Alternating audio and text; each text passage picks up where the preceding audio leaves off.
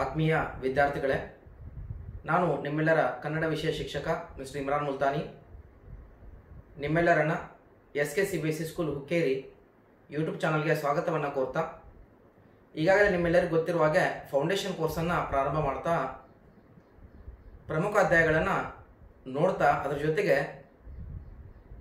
ಟೆಸ್ಟ್ಗಳನ್ನು ಕೂಡ ವಿನೂತನವಾಗಿ ವೈಜ್ಞಾನಿಕ ತಂತ್ರಜ್ಞಾನ ಬಳಸಿ ಕೈಗೊಂಡಿದ್ದೇವೆ ಅಂತಕ್ಕಂಥದ್ದು. ಸೊ ಇವತ್ತು ಅದರ ಮುಂದುವರೆದ ಭಾಗವಾಗಿ ಒಂದು ಪ್ರಮುಖ ಅಧ್ಯಾಯವನ್ನು ನಿಮ್ಮ ಮುಂದೆ ಡಿಸ್ಕಷನ್ ಮಾಡ್ತಾ ಬರ್ತೀನಿ. ಸೊ ಆ ಒಂದು ಅಧ್ಯಾಯವನ್ನು ಇಲ್ಲಿ ಏನಂತ ಕರಿತಾ ಇದ್ದೀನಿ ಅಂದರೆ ವಾಕ್ಯ ರಚನೆ ಅಂತಕ್ಕಂಥದ್ದು. ವಾಕ್ಯಗಳ ರಚನೆ ಅಂತಕ್ಕಂಥ ಒಂದು ಟಾಪಿಕ್ ಅನ್ನ ಇವತ್ತು ಡಿಸ್ಕಷನ್ ಮಾಡೋಣ. ಸೊ ಏನು ವಾಕ್ಯಗಳ ರಚನೆ ಅಂತಕ್ಕಂಥದ್ದು ನಿಮ್ಗೆ ಈಗಾಗಲೇ ಗೊತ್ತಿದೆ ಅಂತ ಹೇಳಿ ಭಾವಿಸ್ತೇನೆ. ಯಾವುದಕ್ಕೆ ನಾವು ಈ ಒಂದು ವಾಕ್ಯಗಳ ರಚನೆ ಅಂತ ಕರಿಬೇಕು ಅಂತಕ್ಕಂಥದ್ದು, ಮೊದಲನೇದಾಗಿ ನಮ್ಮ ಭಾವನೆಗಳನ್ನು, ನಮ್ಮ ಅಭಿಪ್ರಾಯಗಳನ್ನು, ನಮ್ಮ ಆಲೋಚನೆಗಳನ್ನು ಇನ್ನೊಬ್ಬರ ಮುಂದೆ ವ್ಯಕ್ತಪಡಿಸುವುದನ್ನು, ನಮ್ಮ ಆಲೋಚನೆಗಳು ಐ ಹ್ಯಾವ್ ಮೆನಿ ಥಾಟ್ಸ್, ಇದನ್ನ ಹೆಂಗೆ ಎಕ್ಸ್ಪ್ರೆಸ್ ಮಾಡ್ಬೇಕು ನಾನು ಇನ್ನೊಬ್ಬರ ಮುಂದೆ ಅಂತಕ್ಕಂಥದ್ದು. ಸೊ ಅದನ್ನ ಮಾತಿನ ಮೂಲಕ ಮಾಡ್ತಾ ಇದ್ದೇನೆ, ಇಲ್ಲಾಂದ್ರೆ ಅದನ್ನ ಬರವಣಿಗೆ ಮೂಲಕ ಮಾಡ್ತಾ ಇದ್ದೇನೆ. ಒಂದು ಮಾತಿನ ಮೂಲಕ ಮಾಡ್ಬೋದು, ಇಲ್ಲಾಂದ್ರೆ ಬರವಣಿಗೆ ಮೂಲಕ ಮಾಡ್ಬೋದು. ಸೊ ಆ ಮಾತು ಮತ್ತು ಬರವಣಿಗೆ, ನನ್ನ ಒಂದು ವಿಚಾರಗಳನ್ನ, ನನ್ನ ಆಲೋಚನೆಗಳನ್ನ ಯಾವುದ್ರ ಮುಖಾಂತರ ನಾನು ಎಕ್ಸ್ಪ್ರೆಸ್ ಮಾಡ್ತಾ ಇದ್ದೀನಿ, ಒಂದು ಮಾತಿನ ಮೂಲಕ ಮತ್ತೊಂದು ಬರವಣಿಗೆ ಮೂಲಕ ಅಂತಕ್ಕಂಥದ್ದು. ಒಂದು ಮಾತು, ಇನ್ನೊಂದು ಬರವಣಿಗೆ. ಸೊ ಈ ಮಾತು ಮತ್ತು ಬರವಣಿಗೆಯನ್ನ, ನನ್ನ ವಿಚಾರಗಳನ್ನ ವ್ಯಕ್ತಪಡಿಸಬೇಕಾದ್ರೆ ಅದು ಯಾವ ರೀತಿಯಾಗಿರ್ಬೇಕಂದ್ರೆ ಕ್ರಮಬದ್ಧವಾಗಿರ್ಬೇಕು. ಹೆಂಗಿರ್ಬೇಕು? ಕ್ರಮಬದ್ಧ. ಇನ್ನೊಂದು ಅರ್ಥಪೂರ್ಣವಾಗಿರ್ಬೇಕು. ಹೆಂಗಿರ್ಬೇಕು? ಅರ್ಥಪೂರ್ಣ.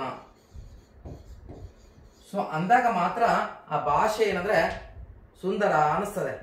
ಸೊ ಈಗ ನೋಡಿ ಮಕ್ಕಳೇ, ನೀವೆಲ್ಲರೂ ಕೂಡ ಈಗ ನಿಮ್ಮ ಫ್ರೆಂಡ್ಸ್ ಜೊತೆಗೆ ಏನ್ ಮಾಡ್ತೀರ ಅಂದ್ರೆ ನಿಮ್ಮ ತಂದೆ ತಾಯಿ ಜೊತೆಗೆ ಮಾತಾಡ್ತಿರ್ತೀರ. ಮಮ್ಮಿ ನನಗೆ ಊಟ ಬೇಕು ಮಮ್ಮಿ, ಸೊ ಬೇಕು ಮಮ್ಮಿ ಊಟ. ಸೊ ಹೆಂಗೆ ನೀವು ಯೂಸ್ ಮಾಡಿ, ಅದ್ರಲ್ಲಿ ಅರ್ಥಬದ್ಧವಾಗಿರ್ಬೇಕು, ಜೊತೆಗೆ ಕ್ರಮಬದ್ಧವಾಗಿರ್ಬೇಕು ಅಂತಕ್ಕಂಥದ್ದು. ಸೊ ಮಾತಿನ ಮುಖಾಂತರ ಹೇಳ್ಬೋದು, ಇಲ್ಲಾಂದ್ರೆ ಬರವಣಿಗೆ ಮುಖಾಂತರ ಹೇಳ್ಬೋದು.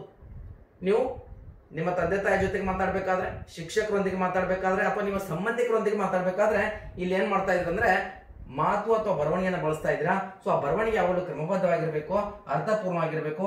ಅದನ್ನೇ ನಾವು ಇಲ್ಲಿ ವಾಕ್ಯಗಳ ರಚನೆ ಮುಖಾಂತರ ತಿಳ್ಕೊತಾ ಇದ್ದೇವೆ. ಮೇ ಬಿ ಇದು ಅರ್ಥ ಆಯ್ತು ನಿಮ್ಗೆ. ಹಾಗಾದ್ರೆ ನೋಡೋಣ ಇಲ್ಲಿ ಹೆಂಗಿದೆ ಅಂತಕ್ಕಂಥದ್ದು. ಸೊ ಮೊದಲನೇದಾಗಿ ವಾಕ್ಯಗಳನ್ನ ನಾವು ಎರಡು ರೀತಿಯಲ್ಲಿ ವರ್ಗೀಕರಣ ಮಾಡಬಹುದು. ಎರಡು ರೀತಿಯಲ್ಲಿ ವರ್ಗೀಕರಣ ವಾಕ್ಯಗಳನ್ನ ಮಾಡ್ತಾ ಇದ್ದೀವಿ. ಹಾಗಾದ್ರೆ ಯಾವ ಒಂದು ಆಧಾರದ ಮೇಲೆ ವಾಕ್ಯಗಳನ್ನ ವರ್ಗೀಕರಣ ಮಾಡಬಹುದು ಅಂದ್ರೆ, ಮೊದಲನೇದಾಗಿ ರಚನೆಯ ಆಧಾರದ ಮೇಲೆ ವಾಕ್ಯಗಳನ್ನ ವರ್ಗೀಕರಣ ಮಾಡಬಹುದು. ಮೊದಲನೇದು ರಚನೆ, ಎರಡನೇದು ಬಂದಾಗ ಅದಕ್ಕೆ ಅರ್ಥ ಅಂತ ಕರಿತಾ ಬರ್ತೀನಿ. ಅರ್ಥಗಳ ಒಂದು ಆಧಾರದ ಮೇಲೆ ವಾಕ್ಯವನ್ನ ರಚನೆ ಮಾಡಬಹುದು ಅಂತಕ್ಕಂಥದ್ದು. ಸೊ ಮೊದಲನೇದು ರಚನೆ ಆಧಾರದ ಮೇಲೆ ಮಾಡಬಹುದು, ನಂತರದಲ್ಲಿ ಅರ್ಥದ ಆಧಾರದ ಮೇಲೆ ವಾಕ್ಯವನ್ನ ಮಾಡ್ತಾ ಇದ್ದೇವೆ. ಸೊ ರಚನೆ ಆಧಾರದ ಮೇಲೆ ಮಾಡ್ತಕ್ಕಂಥ ವಾಕ್ಯಗಳು ಎಷ್ಟು ವಿಧಗಳನ್ನ ಒಳಗೊಂಡಿದೆ ಅಂದ್ರೆ 3 ವಿಧಗಳನ್ನ ಒಳಗೊಂಡಿದೆ. ಎಷ್ಟು? 3 ವಿಧಗಳು. ಸೊ ನೋಡ್ಕೊಳ್ಳಿ 3 ವಿಧಗಳು ಯಾವುದು ಅಂತಕ್ಕಂಥದ್ದು. ಯಾವ್ದ್ರ ಮೇಲೆ ಮಾತಾಡ್ತಾ ಇದ್ದೀನಿ? ರಚನೆಯ ಮೇಲೆ ಮಾತಾಡ್ತಾ ಇದ್ದೀನಿ. ರಚನೆ ಮೊದಲನೇದು ಬಂದಾಗ ಅದನ್ನ ಸಾಮಾನ್ಯ ವಾಕ್ಯ ಅಂತ ಕರಿತಾ ಬರ್ತೀನಿ. ಸಿಂಪಲ್ ಸೆಂಟೆನ್ಸ್ ಅಂತ ಆಂಗ್ಲ ಭಾಷೆಯಲ್ಲಿ ಕರೀತಾರೆ.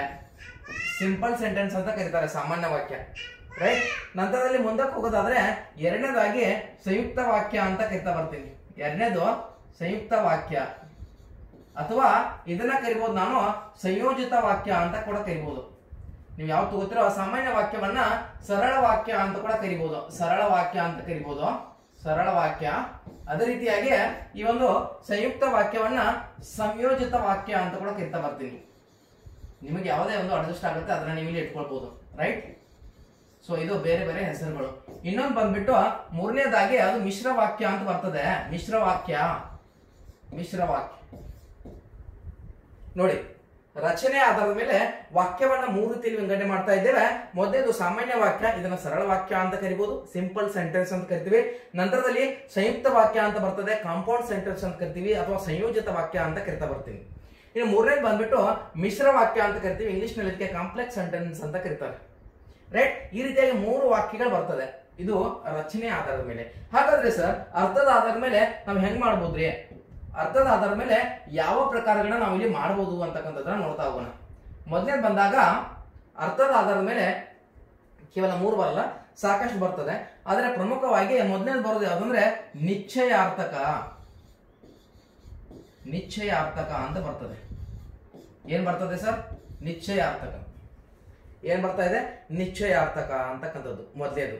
ನೆಕ್ಸ್ಟ್ ಎರಡನೇದು ಬಂದಾಗ ಅದನ್ನ ನಿಷೇಧಾರ್ಥಕ ಅಂತ ಕರಿತೀನಿ. ನಿಷೇಧಾರ್ಥಕ ಅಂತ ಕರಿತೀನಿ. ನಿಷೇಧಾರ್ಥಕ. ಇನ್ನು ಮೂರನೇದು ಬಂದಾಗ ಅದಕ್ಕೆ ಏನಂತ ಕರಿತೀನಿ ಅಂದ್ರೆ ನಾನು ಪ್ರಶ್ನಾರ್ಥಕ ಅಂತ ಕರಿತಾ ಬರ್ತೀನಿ. ಪ್ರಶ್ನಾರ್ಥಕ.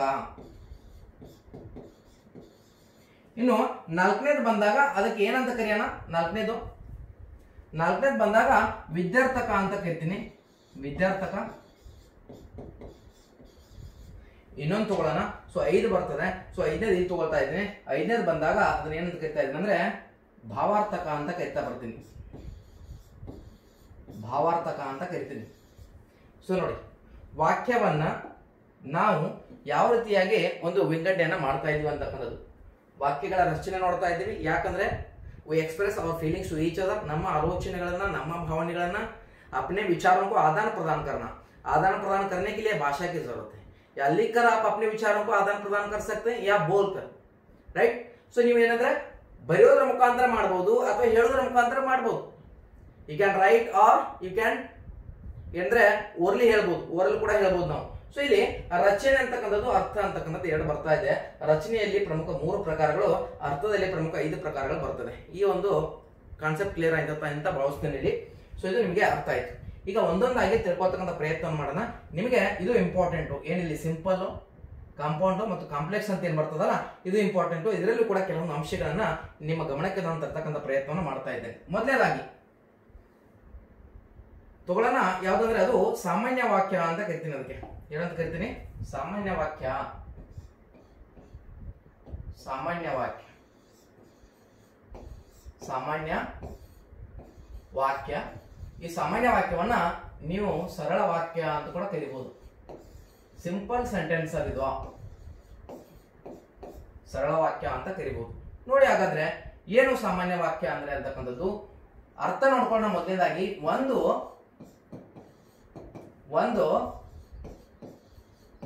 ಪೂರ್ಣ ಕ್ರಿಯಾಪದದೊಡನೆ, ಒಂದು ಪೂರ್ಣ ಕ್ರಿಯಾಪದದೊಡನೆ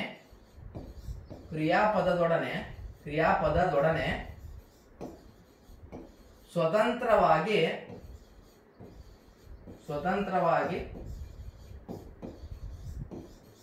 ಒಂದು ಪೂರ್ಣ ಕ್ರಿಯಾಪದದೊಡನೆ ಸ್ವತಂತ್ರವಾಗಿ ನಿಲ್ಲಬಲ್ಲ ವಾಕ್ಯವನ್ನ ಏನಂತ ಕರಿತಾ ಇದ್ದೀವಿ ಅಂದ್ರೆ ನಿಲ್ಲಬಲ್ಲ ವಾಕ್ಯ. ಒಂದು ಪೂರ್ಣ ಕ್ರಿಯಾಪದದೊಡನೆ ಸ್ವತಂತ್ರವಾಗಿ ನಿಲ್ಲಬಲ್ಲ ವಾಕ್ಯ.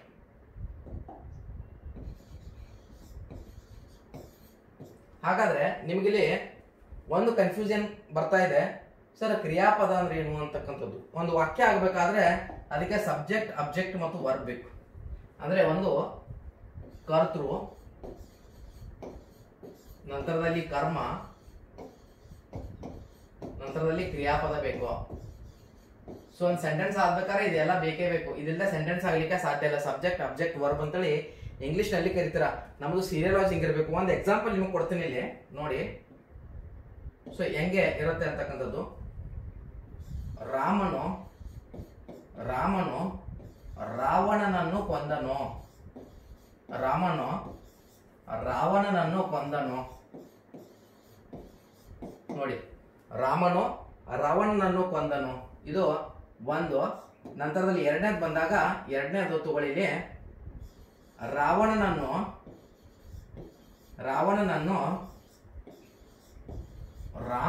ರಾಮನು ಕೊಂದನು. ಏನ್ ಸರ್ ಇದು ಸೆಂಟೆನ್ಸ್? ನೋಡಿ ಎಲ್ಲ ಕೂಡ ಕರೆಕ್ಟ್. ಇನ್ನು ಕೊಂದನು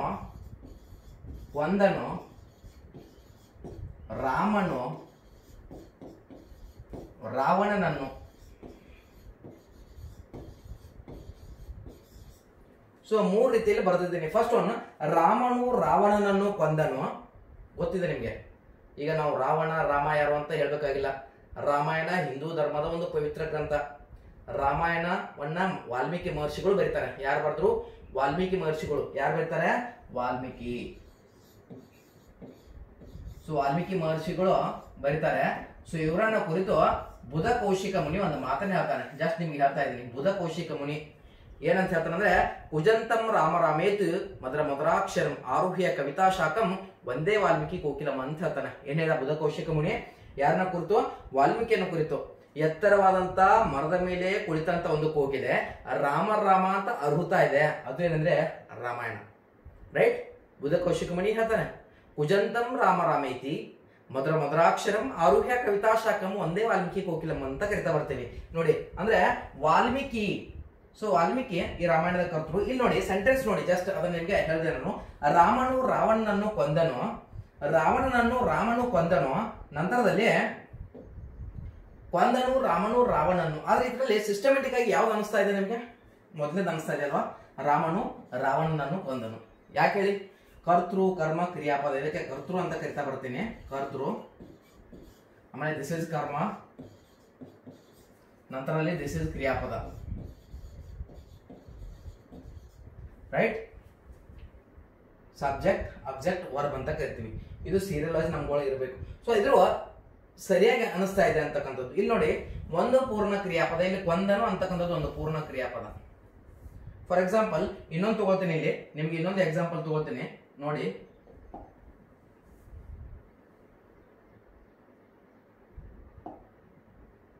ಉದಾಹರಣೆ ಯಾವುದಕ್ಕೆ?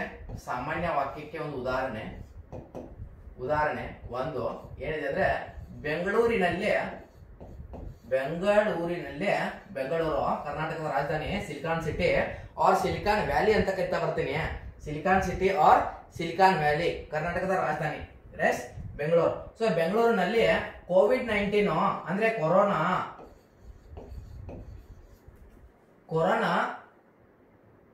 ಹರಡುತ್ತಿದೆ ಅಂತ ಬರಿತೀನಿ. ನೋಡಿ, ಬೆಂಗಳೂರಿನಲ್ಲಿ ಕೊರೋನಾ ಹರಡುತ್ತಿದೆ ಅಂತಕ್ಕಂಥದ್ದು. ಇಲ್ಲಿ ಹರಡುತ್ತಿದೆ ಅಂತಕ್ಕಂಥದ್ದು ಏನಿದೆ? ಇದು ಕ್ರಿಯಾಪದ ಇದೆ, ಒಂದು ಪೂರ್ಣ ಕ್ರಿಯಾಪದ. ಸೊ ಈ ಕ್ರಿಯಾಪದ ಒಂದೇ ಪೂರ್ಣ ಕ್ರಿಯಾಪದ ಇರ್ತದೆ, ಒಂದು ವಾಕ್ಯ ಅರ್ಥಪೂರ್ಣವಾಗಿರ್ತದೆ ಅಂತಕ್ಕಂಥದ್ದು. ಇದನ್ನ ನಾವೇನಂತ ಕರಿತಾ ಇದೀವಿ ಅಂದ್ರೆ ಸಾಮಾನ್ಯ ವಾಕ್ಯ ಅಂತ ಕರಿತಾ ಬರ್ತೀವಿ, ಅಥವಾ ಸರಳ ವಾಕ್ಯ ಅಂತ ಕರಿತಾ ಬರ್ತೀನಿ. ಇನ್ನೊಂದು ಎರಡನೇದು ಬಂದಾಗ ಏನಂದ್ರೆ, ಬೆಳಗಾವಿಯಲ್ಲಿ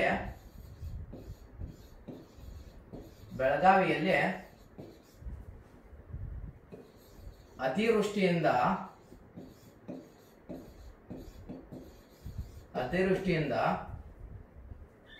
ಆಸ್ತಿ ಪಾಸ್ತಿ ಹಾಳಾಯಿತು ಅಂತಕ್ಕಂಥದ್ದು. ಆಸ್ತಿ ಪಾಸ್ತಿ ಹಾಳಾಯಿತು. ಸೊ ಇಲ್ಲಿ ಹಾಳಾಯಿತು ಅಂತಕ್ಕಂಥದ್ದು ಒಂದೇನು ಬರ್ತಾ ಇದೆ? ಕ್ರಿಯಾಪದ ಬರ್ತಾ ಇದೆ. ಈ ಕ್ರಿಯಾಪದ ಈ ವಾಕ್ಯಕ್ಕೆ ಅಂದ್ರೆ ಸಂಬಂಧಪಡುತ್ತೆ ಅಂತಕ್ಕಂಥದ್ದು. ಸೊ ಹೀಗಾಗಿ ಇಂಥ ವಾಕ್ಯಗಳನ್ನ ಏನಂತ ಕರಿತಾ ಬರ್ತೀವಿ? ಒಂದು ಪೂರ್ಣ ಕ್ರಿಯಾಪದ ಸ್ವತಂತ್ರವಾದ ವಾಕ್ಯದೊಡನೆ ಇರ್ತದೆ. ಸೊ ಅದನ್ನ ಏನಂತ ಕರಿತಾ ಬರ್ತೀವಿ? ಸಾಮಾನ್ಯ ವಾಕ್ಯ, ಸಿಂಪಲ್ ಸೆಂಟೆನ್ಸ್ ಅಂತ ಕರಿತೀವಿ. ನೆಕ್ಸ್ಟ್ ಮುಂದಕ್ಕೆ ಹೋಗ್ತಾ ಇದ್ದೀನಿ. ಯಾವ್ದಂದ್ರೆ ಅದು ಸಂಯುಕ್ತ ವಾಕ್ಯ ಅಥವಾ ಸಂಯೋಜಿತ ವಾಕ್ಯ ಅಂತ ಕರೆಯೋಣ. ಎರಡನೇದಾದ್ರೆ ಸಿಂಪಲ್ ಆಗಿ ತಿಳ್ಕೊಳ್ಳೋಣ. ಇದಕ್ಕೆ ಬೇಕಾಗಿರ್ತಕ್ಕಂಥ ಅಧಿಕ ಮಾಹಿತಿಯನ್ನ ನಾನು ತರಗತಿಯಲ್ಲಿ ನಿಮ್ಮ ಮುಂದೆ ಮಂಡಿಸ್ತಾ ಬರ್ತೀನಿ. ಸಂಯೋಜಿತ ವಾಕ್ಯ ಸಿಂಪಲ್ ಆಗಿ ಇದರ ಡೆಫಿನೇಷನ್ ಮಾತ್ರ ನೀವು ತಿಳ್ಕೊಂಡು ಒಂದು ಎಕ್ಸಾಂಪಲ್ ಅರ್ಥ ಮಾಡ್ಕೊಂಡ್ರೆ ಸಾಕು. ಸೊ ಸಂಯೋಜಿತ ವಾಕ್ಯ ಅಂತಕ್ಕಂಥದ್ದು ಇದನ್ನ ಇನ್ನೊಂದು ರೀತಿಯಲ್ಲೇ ಏನಂತ ಕರಿತಾ ಬರ್ತೀವಿ? ಸಂಯುಕ್ತ ವಾಕ್ಯ ಅಂತ ಕರಿತೀನಿ. ಸಂಯುಕ್ತ ವಾಕ್ಯ ಅಂತ ಕರಿತೀನಿ. ಸಂಯುಕ್ತ ವಾಕ್ಯ, ರೈಟಾ? ಸಂಯುಕ್ತ ವಾಕ್ಯ ಅಂದ್ರೆ ಏನು? ಅನೇಕ ಉಪವಾಕ್ಯಗಳು. ಸಂಯುಕ್ತ ವಾಕ್ಯ ಅಂದ್ರೆ ಏನು?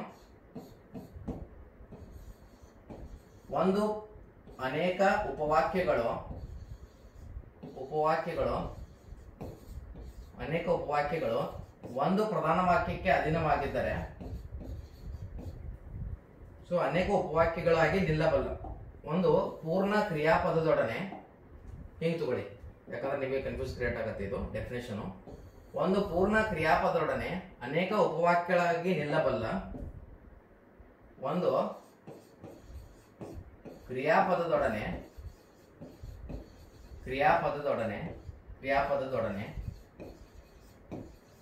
ಉಪವಾಕ್ಯಗಳಾಗಿ ನಿಲ್ಲಬಲ್ಲ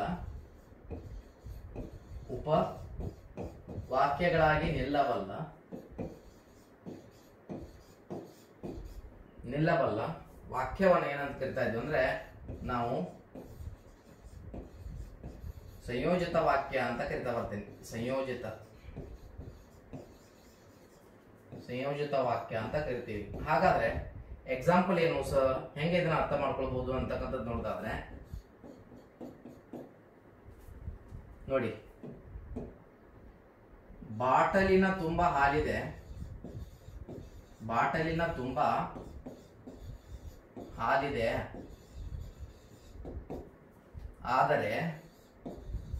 ಆದರೆ ಮಗು ಕುಡಿಯಲಿಲ್ಲ, ಮಗು ಕುಡಿಯಲಿಲ್ಲ.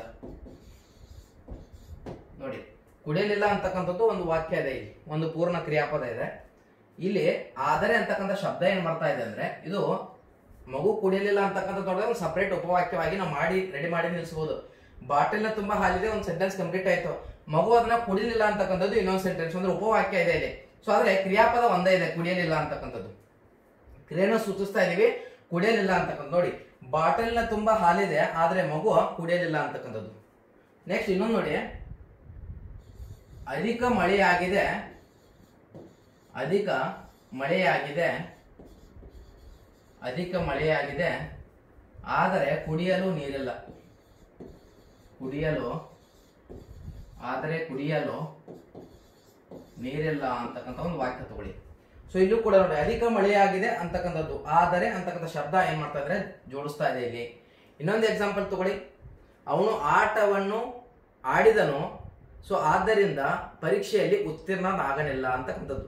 ಅವನು ಅಧಿಕ ಆಟವನ್ನು ಆಡಿದನು ಅಥವಾ ಹೆಚ್ಚು ಸಮಯವನ್ನು ಆಟದಲ್ಲಿ ಕಳೆದನು, ಅವನು ಹೆಚ್ಚು ಸಮಯವನ್ನ ಆಟದಲ್ಲಿ ಕಳೆದನು. ನೋಡಿ ಇನ್ನೊಂದು ಎಕ್ಸಾಂಪಲ್ ತಗೊಳ್ಳಿ, ಅವನು ಅಧಿಕ ಸಮಯವನ್ನ ಆಟದಲ್ಲಿ ಕಳೆದನು, ಅಧಿಕ ಸಮಯವನ್ನು ಎಲ್ಲಿ ಕಳೆದನು, ಸಮಯವನ್ನು ಆಟದಲ್ಲಿ ಕಳೆದನು,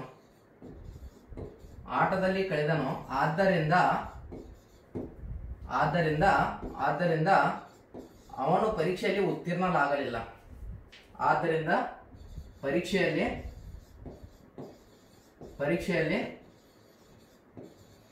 ಉತ್ತೀರ್ಣನಾಗಲಿಲ್ಲ. ಸೊ ಈ ರೀತಿಯಾಗಿ ನಾವೇನ್ ಮಾಡ್ಬೋದು ಅಂದ್ರೆ ಸಂಯೋಜಿತ ವಾಕ್ಯ ಅಥವಾ ಇದನ್ನ ಕಾಂಪೌಂಡ್ ಸೆಂಟೆನ್ಸ್ ಅಂತ ಕರಿತೀವಿ, ಸಂಯುಕ್ತ ವಾಕ್ಯದಲ್ಲಿ ನೋಡಬಹುದು. ಅವನು ಅಧಿಕ ಸಮಯವನ್ನು ಆಟದಲ್ಲಿ ಕಳೆದನು ಆದ್ದರಿಂದ ಪರೀಕ್ಷೆಯಲ್ಲಿ ಉತ್ತೀರ್ಣನಾಗಲಿಲ್ಲ. ಇದು ನಿಮಗೆ ಅಪ್ಲಿಕೇಬಲ್ ಆಗುತ್ತೆ. ಅದೇ ರೀತಿಯಾಗಿ ಬಾಟಲಿನ ತುಂಬಾ ಹಾಲಿದೆ ಆದ್ರೆ ಮಗು ಕುಡಿಯಲಿಲ್ಲ. ನೋಡಿ, ಅಧಿಕ ಮಳೆಯಾಗಿದೆ ಆದ್ರೆ ಕುಡಿಯಲು ನೀರಿಲ್ಲ. ಸೊ ಅಂದ್ರೆ ಒಂದು ಕ್ರಿಯಾಪದೊಡನೆ ಉಪವಾಕ್ಯಗಳಾಗಿ ನಿಲ್ಲಬಲ್ಲ ಒಂದು ಸ್ವತಂತ್ರ ವಾಕ್ಯವನ್ನ ಏನಂತ ಕರಿತಾ ಇದ್ದೀವಿ ಅಂದ್ರೆ ಸಂಯೋಜಿತ ವಾಕ್ಯ ಅಂತಕ್ಕಂಥದನ್ನ ಕರಿತಾ ಬರ್ತೀವಿ. ರೈಟ್, ಅರ್ಥ ಆಯ್ತಾ? ಇದು ಒಂದು ಹೇಳಿದ್ರೆ ಸಂಯೋಜಿತ ವಾಕ್ಯ. ಇನ್ನು ಮುಂದಕ್ಕೆ ಹೋಗೋದಾದ್ರೆ, ಸೊ ಮೂರನೇ ಪ್ರಮುಖ ವಾಕ್ಯವನ್ನ ಏನಂತ ಕರಿತಾ ಬರ್ತೀನಿ ಅಂದ್ರೆ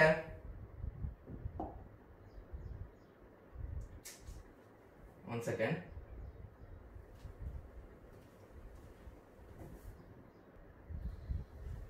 ಸ್ಟ್ರಕ್ ಆಯ್ತು, ನೋಡೋಣ ಏನಾಗಿದೆ. ಮೊದಲಿನ ಸಿಗಲ್ಲ ಮೇ ಬಿ, ಈಗ ನೋಟ್ಸ್ ಅಲ್ಲಿ ನಾನು ಮಾಡಬೇಕಾದ್ರೆ ಅದನ್ನ ನೀವು ಬರೀರಿ, ವಿಡಿಯೋ ನೋಡಿ. ನೆಕ್ಸ್ಟ್ ಮೂರನೇದು ನೋಡೋದಾದ್ರೆ ಮಿಶ್ರ ವಾಕ್ಯ ಅಂತ ಬರ್ತದೆ. ಮಿಶ್ರ ವಾಕ್ಯ ಕಾಂಪೌಂಡ್ ಸೆಂಟೆನ್ಸ್ ಅಂತ ಕರಿತಾ ಬರ್ತೀವಿ ಮಿಶ್ರ ವಾಕ್ಯದಲ್ಲಿ. ಇದನ್ನ ನೋಡಿ, ಮಿಶ್ರ ವಾಕ್ಯ ಅಂದ್ರೆ ಏನು? ಒಂದು ಅಥವಾ ಅನೇಕ ವಾಕ್ಯಗಳು,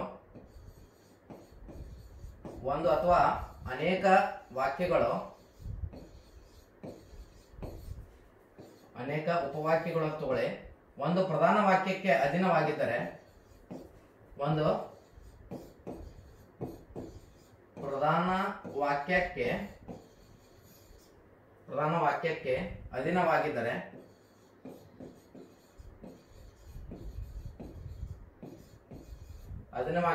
ಅದನ್ನ ಮಿಶ್ರ ವಾಕ್ಯ ಅಂತ ಕರಿತಾ ಬರ್ತೀವಿ. ಅದನ್ನು ಏನಂತ ಕರಿತಾರೆ ಅಂದ್ರೆ ಮಿಶ್ರ ವಾಕ್ಯ. ಹಾಗಾದ್ರೆ ಎಕ್ಸಾಂಪಲ್ಸ್ ನೋಡಿ, ಯಾವ್ದೆಲ್ಲ ಎಕ್ಸಾಂಪಲ್ಸ್ ಅನ್ನ ಹೆಂಗೆ ಐಡೆಂಟಿಫೈ ಮಾಡ್ಕೋಬಹುದು ಅಂತಕ್ಕಂಥದ್ದು. ಉದಾಹರಣೆ, ಸೊ ಸರಸ್ವತಿಗೆ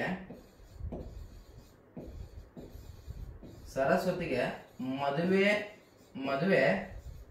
ಒಂದು ಹುಡುಗಿ ಇದ್ದಾಳೆ ಅನ್ಕೊಳ್ಳಿ, ಸರಸ್ವತಿ ಅಂತಕ್ಕಂಥವಳು. ಸರಸ್ವತಿಗೆ ಮದುವೆ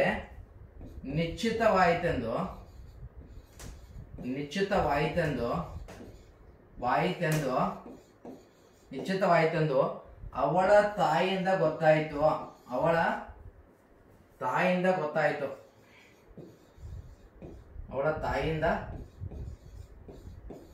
ಗೊತ್ತಾಯಿತು. ನಂತರದಲ್ಲಿ ರಾಜು ವಿದೇಶಕ್ಕೆ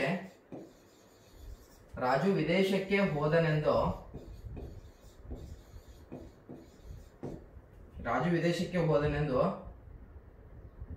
ರಮೇಶನಿಂದ ಗೊತ್ತಾಯಿತು ಅಂತಕ್ಕಂಥದ್ದು. ರಮೇಶನಿಂದ ತಿಳಿಯಿತು ಅಂತ ಬರೀರಿ. ಸೊ ರಮೇಶನಿಂದ ತಿಳಿಯಿತು ಅಂತಕ್ಕಂಥದ್ದು. ಇಲ್ಲಿ ನೋಡಿ, ಸರಸ್ವತಿಗೆ ಗೊತ್ತಾಯಿತು ಅಂತಕ್ಕಂಥದ್ದು ಒಂದು ಏನಿದೆ ಅಂದ್ರೆ ಪ್ರಧಾನ ವಾಕ್ಯ ಇದೆ ಇಲ್ಲಿ. ಸೊ ತಿಳಿಯಿತು ಅಂತಕ್ಕಂಥದ್ದು ಒಂದು ಕ್ರಿಯಾಪದ ಕಾಣ್ತಾ ಇದೆ. ಸೊ ಇಲ್ಲಿ ಸರಸ್ವತಿಗೆ ಮದುವೆ ನಿಶ್ಚಿತವಾಯಿತು, ಒಂದೇ ಪ್ರಧಾನ ವಾಕ್ಯ ಇದು. ನೋಡಿ, ಒಂದು ಅಥವಾ ಅನೇಕ ವಾಕ್ಯಗಳು ಒಂದೇ ಪ್ರಧಾನ ವಾಕ್ಯಕ್ಕೆ ಅಧೀನವಾಗಿದ್ದರೆ ಅದನ್ನು ಮಿಶ್ರ ವಾಕ್ಯ ಅಂತ ಕರಿತೀವಿ. ಸರಸ್ವತಿಗೆ ಮದುವೆ ನಿಶ್ಚಿತ ಆಗಿದೆ, ಇದು ಒಂದು. ಎಲ್ಲವೂ ಕೂಡ ಗೊತ್ತಾಯ್ತು ಅಂತಕ್ಕಂಥ ಈ ಒಂದು ಪ್ರಧಾನ ಅರ್ಥಪೂರ್ಣ ಕ್ರಿಯಾಪದಕ್ಕೆ ಸಂಬಂಧಪಡುತ್ತೆ. ಅವಳ ತಾಯಿಯಿಂದ ಗೊತ್ತಾಯ್ತು, ಅವಳ ತಾಯಿ ಅಂತ ಮಾಡಿದಾಗ ಇಲ್ಲಿ ಮತ್ತೆ ಇದನ್ನ ಏನ್ ಮಾಡ್ತೀವಿ, ಒಂದು ಅಥವಾ ಉಪವಾಕ್ಯ ಬರ್ತದೆ. ಇನ್ನು ಅದೇ ರೀತಿಯಾಗಿ ರಾಜು ವಿದೇಶಕ್ಕೆ ಹೋದನೆಂದು ರಮೇಶನಿಂದ ತಿಳಿಯಿತು ಅಂತಕ್ಕಂಥದ್ದು. ನೋಡಿ, ತಿಳಿಯಿತು ಮಾಡಿ, ಒಂದ್ ಸೆಕೆಂಡ್.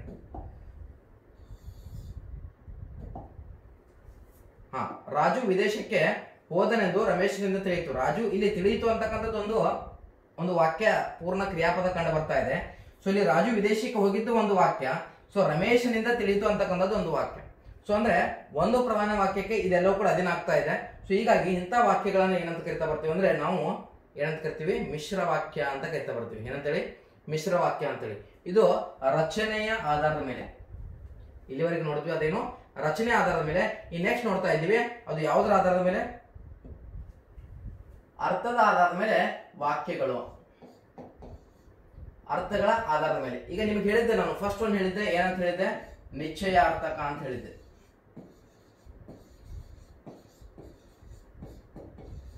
ನಿಶ್ಚಯಾರ್ಥಕ ಅಂತ ಹೇಳಿ. ಎರಡನೇದು ಹೇಳಿದ್ದೆ, ಏನ್ ಹೇಳಿದ್ದೆ, ನಿಷೇಧಾರ್ಥಕ ಅಂತ ಹೇಳಿದ್ದೆ.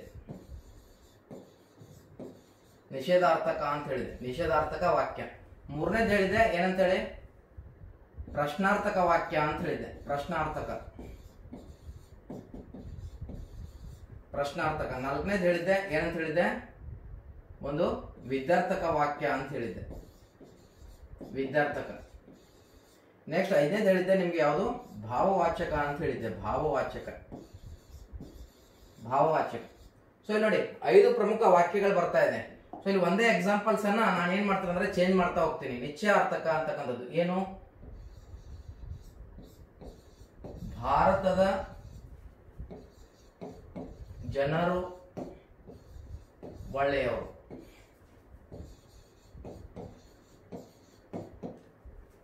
ಭಾರತದ ಜನರು ಒಳ್ಳೆಯವರು ಅಂತಕ್ಕಂಥದ್ದು ನಿಶ್ಚಯಾರ್ಥಕ, ಫಿಕ್ಸ್ ಇದೆ. ಭಾರತದ ಜನರು ಒಳ್ಳೆಯವರು ಇದ್ದಾರೆ ಅಂತಕ್ಕಂಥದ್ದು.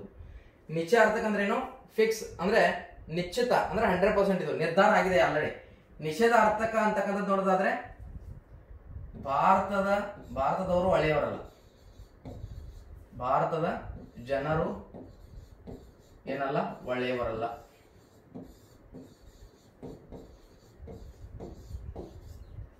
ಸೊ ಇದು ನಿಷೇಧವನ್ನ ತೋರಿಸ್ತಾ ಇದೆ. ಅಂದ್ರೆ ಇಲ್ಲಿ ಒಳ್ಳೆಯವರು ಅಂದ್ರೆ ಒಳ್ಳೆಯವರಲ್ಲ, ನಿಷೇಧ ಅಂದ್ರೆ ಆಗದು ಅಂತಕ್ಕಂಥದ್ದು. ಫಾರ್ ಎಕ್ಸಾಂಪಲ್ ಪ್ರಶ್ನಾರ್ಥಕ ಅಂತಕ್ಕಂಥದ್ದು ನೋಡಿದಾಗ ಭಾರತದ ಜನರು ಒಳ್ಳೆಯವರೇ, ಭಾರತದ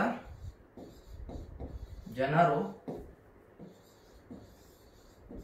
ಒಳ್ಳೆಯವರೇ. ನೆಕ್ಸ್ಟ್ ಮುಂದಕ್ಕೆ ಹೋಗೋಣ. ವಿದ್ಯಾರ್ಥಕ ಅಂದ್ರೆ ಭಾರತದ ಜನರು ಒಳ್ಳೆಯವರಾಗಲಿ, ಭಾರತದ ಜನರು ಒಳ್ಳೆಯವರಾಗಲಿ,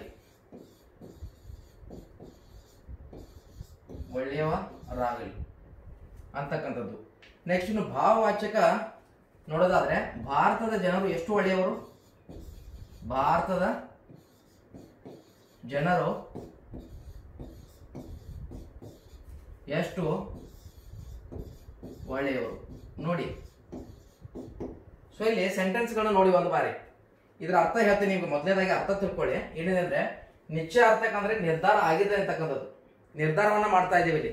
ಸೊ ಇಲ್ಲಿ ನಿಷೇಧಾರ್ಥಕ ಅಂದ್ರೆ ಇದು ಆಗೋದು, ಅಂದ್ರೆ ನೆಗೆಟಿವಿಟಿಯನ್ನ ಹೇಳ್ತಾ ಇದೀವಿ. ಅವನು ಓದಿದನು ಅಂತಕ್ಕಂಥದ್ದು ಪಾಸಿಟಿವ್ ಆಯ್ತು, ಓದನು ಇಟ್ ಮೀನ್ಸ್ ನೆಗೆಟಿವ್. ನಿಷೇಧಾರ್ಥಕ ಅಂದ್ರೆ ಇಲ್ಲಿ ಕ್ರಿಯೆ ನಡೆಯಲ್ಲ. ಇದ್ರ ಬಗ್ಗೆ ಡೀಪ್ ಆಗಿ ಡಿಸ್ಕಷನ್ ಮಾಡೋಣ. ಫಾರ್ ಎಕ್ಸಾಂಪಲ್, ಅವನು ಆಡಿದನು, ಅವನು ಆಡನು, ರೈಟ್. ಸೊ ಅದು ಹೂವು ಅರಳಿದೆ, ಅರಳದು ಅಂತಕ್ಕಂಥದ್ದು. ಅವನು ಊಟ ಮಾಡಿದನು, ಮಾಡನು, ಮಾಡಲಾರನು, ರೈಟ್. ಸೊ ಇದೆಲ್ಲ ನಿಷೇಧಾರ್ಥಕ ನೋಡ್ತೀವಿ. ಪ್ರಶ್ನಾರ್ಥಕ ಅಂತಕ್ಕಂಥದ್ದು ನೋಡೋದಾದ್ರೆ ಇಲ್ಲಿ ಪ್ರಶ್ನೆಗಳು ಬರ್ತದೆ. ಸೊ ಯಾವ ರೀತಿಯಾಗಿ ಏನು, ಏಕೆ, ಹೇಗೆ, ನಿನ್ನ ಹೆಸರು ಏನು, ನಿನ್ನ ಹೆಸರೇನು ಕೇಳಿದ್ರೆ ಪ್ರಶ್ನೆ, ನಿನ್ನ ಊರು ಯಾವುದು ಪ್ರಶ್ನೆ, ಪ್ರಶ್ನಾರ್ಥಕ. ಸೊ ಭಾರತದ ಜನರು ಒಳ್ಳೆಯವರೇ ಅಂತಕ್ಕಂಥ ಪ್ರಶ್ನೆ ಕೇಳ್ತಾ ಇದ್ದೀನಿ ನೋಡಿ. ನಿಷೇಧಾರ್ಥಕ ಅಂದ್ರೆ ಭಾರತದ ಜನರು ಒಳ್ಳೆಯವರು ಗೊತ್ತಿದೆ, 100% ಫಿಕ್ಸ್ ಆಗಿದೆ. ನಿಷೇಧಾರ್ಥಕ ಅಂದ್ರೆ ಭಾರತದ ಜನರು ಒಳ್ಳೆಯವರಲ್ಲ ಅಂತ ಹೇಳ್ಬಿಟ್ಟ ಅವನು. ನೆಕ್ಸ್ಟ್ ಪ್ರಶ್ನಾರ್ಥಕ, ಭಾರತದ ಜನರು ಒಳ್ಳೆಯವರೇ, ಅವರು ಒಳ್ಳೆಯವರು ಇದಾರೇನು ಅಂತಕ್ಕಂಥ ಡೌಟ್ ಇದೆ ನಮಗೆ. ಪ್ರಶ್ನೆ ಆಗ್ತಾ ಇದೀವಿ, ನಿನ್ನ ಊರು ಯಾವುದು, ನಿನಗೆ ಇಷ್ಟವಾದ ಪುಸ್ತಕ ಯಾವುದು ಪ್ರಶ್ನೆಯನ್ನು ಆಗ್ತಾ ಇದೀವಿ. ಸೊ ಇದೆಲ್ಲ ಅಂದ್ರೆ ಅರ್ಥದ ಆಧಾರದ ಮೇಲೆ ಒಂದು ವಾಕ್ಯಗಳ ರಚನೆ ಬರ್ತದೆ. ನೆಕ್ಸ್ಟ್ ವಿದ್ಯಾರ್ಥಕ. ವಿದ್ಯಾರ್ಥಕ ಅಂದ್ರೆ ಏನು, ಆಜ್ಞೆ, ಅಪ್ಪಣೆ, ಪ್ರಾರ್ಥನೆ ಇವೆಲ್ಲವೂ ಕೂಡ ಬರ್ತಾ ಇದೆ. ಸೊ ಆಜ್ಞೆ, ಅಪ್ಪಣೆ, ನಿನಗೆ ದೇವರು ಒಳ್ಳೆಯದನ್ನು ಮಾಡಲಿ, ಇಟ್ ಮೀನ್ಸ್ ವಿದ್ಯಾರ್ಥಕ. ನಿನಗೆ ದೇವರು ಒಳ್ಳೆಯದನ್ನು ಮಾಡಲಿ, ಇದು ವಿದ್ಯಾರ್ಥಕ ಕ್ರಿಯಾಪದ. ಹಂಗೆ ಭಾರತದ ಜನರು ಒಳ್ಳೆಯವರಾಗಲಿ ಅಂದ್ರೆ ಭಾರತದ ಜನರಿಗೆ ಒಳ್ಳೆಯವರಾಗಲಿ ಅಂತಕ್ಕಂಥದ್ದು ನಾವು ಹಾರೈಕೆಯನ್ನ ಮಾಡ್ತಾ ಇದ್ದೀವಿ, ಪ್ರಾರ್ಥನೆಯನ್ನ ಮಾಡ್ತಾ ಇದ್ದೀವಿ ಅಂತಕ್ಕಂಥದ್ದು. ಸೊ ವಿದ್ಯಾರ್ಥಕ. ನೆಕ್ಸ್ಟ್ ಭಾವವಾಚಕ, ಭಾರತದ ಜನರು ಎಷ್ಟು ಒಳ್ಳೆಯವರು. ಸೊ ಭಾವನೆಯನ್ನು ವ್ಯಕ್ತಪಡಿಸ್ತಾ ಇದ್ವಿ, ಎಷ್ಟು ಒಳ್ಳೆಯವರು ಅಂತಕ್ಕಂಥದ್ದು. ಸೊ ಎಷ್ಟು ಒಳ್ಳೆಯವರು ಇದ್ದಾರೆ ಅವರು ಭಾರತದ ಜನರು ಅಂತಕ್ಕಂಥದ್ದು. ಈ ರೀತಿಯಾಗಿ ಇದು ನಿಮಗೆ ಸೆಂಟೆನ್ಸ್ ಅನ್ನ ರೆಡಿ ಮಾಡ್ಲಿಕ್ಕೆ ಬರಬೇಕು. ಎರಡು ರೀತಿಯಲ್ಲಿ, ಒಂದು ರಚನೆಯ ಆಧಾರದ ಮೇಲೆ ಸರಳ, ಸಂಯುಕ್ತ ಮತ್ತು ಮಿಶ್ರ ವಾಕ್ಯ. ಇನ್ನು ಅರ್ಥದ ಆಧಾರದ ಮೇಲೆ ಒಂದು ಬರ್ತದೆ, ನಾವು ನೋಡಿದ್ವಿ ಇಲ್ಲಿ ನಿಶ್ಚಯಾರ್ಥಕ, ನಿಷೇಧಾರ್ಥಕ, ಪ್ರಶ್ನಾರ್ಥಕ, ನಂತರ ವಿದ್ಯಾರ್ಥಕ, ನಂತರ ಭಾವವಾಚಕ. ಈ ರೀತಿಯಾಗಿ ಸೆಂಟೆನ್ಸ್ ಗಳು ಏನ್ ಮಾಡ್ತಾರೆ ರಚನೆ ಮಾಡ್ತಕ್ಕಂಥ ಸಾಮರ್ಥ್ಯವನ್ನ ನೀವು ಬೆಳೆಸ್ಕೊಳ್ಬೇಕಾಗತ್ತೆ, ರೈಟ್. ಸೊ ಈ ವಿಡಿಯೋನ ನೋಡಿ ಇದನ್ನ ಒಂದು 100 ಪೇಜ್ ಬುಕ್ ಅಲ್ಲಿ ಏನು ಕನ್ನಡ ಒಂದು ಗ್ರಾಮರ್ ಫೌಂಡೇಶನ್ ಕೋರ್ಸ್ ನಡೀತಾ ಇದೆ, ಅದನ್ನ ಬರಿತಾ ಹೋಗಿ. ಇದ್ರ ಮೇಲೆ ನಿಮಗೆ ಟೆಸ್ಟ್ ಗಳನ್ನ ಕಾಲಕ್ಕೆ ಕಂಡಕ್ಟ್ ಮಾಡ್ಲಾಗತ್ತೆ ಅಂತಕ್ಕಂಥದ್ದು. Thanks for watching this video. Please subscribe hour ಚಾನಲ್ನ ಸಬ್ಸ್ಕ್ರೈಬ್ ಮಾಡಿ, ಜೊತೆಗೆ ಪಕ್ಕದಲ್ಲಿರ್ತಕ್ಕಂಥ ಬೆಲ್ ಐಕನ್ ಪ್ರೆಸ್ ಮಾಡಿ, ನಂತರದಲ್ಲಿ ನಿಮ್ಮ ಫ್ರೆಂಡ್ಸ್ಗಳು ಕೂಡ ಶೇರ್ ಮಾಡಿ ಅಂತ ಕೇಳ್ಕೊತಾ ನನ್ನ ಮಾತಿಗೆ ವಿರಾಮ ನೀಡ್ತಾ ಇದ್ದೀನಿ. ವಂದನೆಗಳು.